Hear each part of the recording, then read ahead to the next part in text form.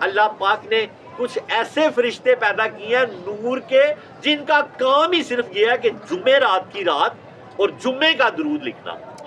یہ نور کے اسپیشل فرشتے ہیں جو اللہ نے تخلیق کی ہیں، جمعہ رات کی رات ان کا کام، اور جمعے تک بس، پھر یہ اگلے جمعہ رات کی رات۔ اللہ رب العالمین نے ان مقدس فرشتوں کو سونے کے قلم دیے ہیں، چاندی کی دواتیں دی ہیں، اور نور کی نوٹ بک دی ہے۔ کیا دی ہیں؟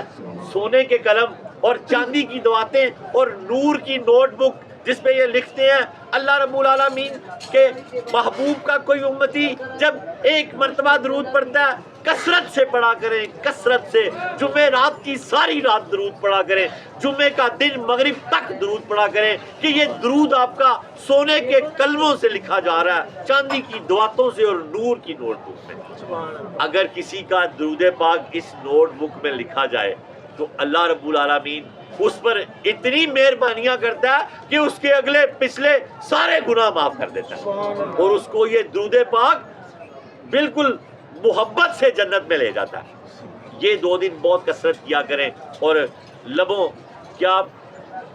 اللہ اکبر، جب ہم درود پڑھتے ہیں تو ہمارے لبوں کو چومتے ہیں، بوسے کیے قبول تو گنتی بھی چھوڑ دو،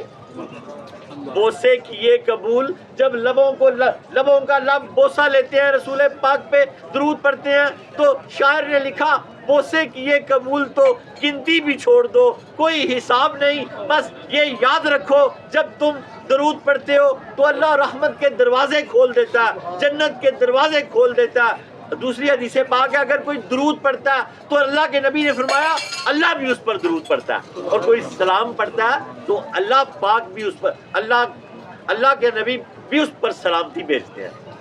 جب درود کا عوض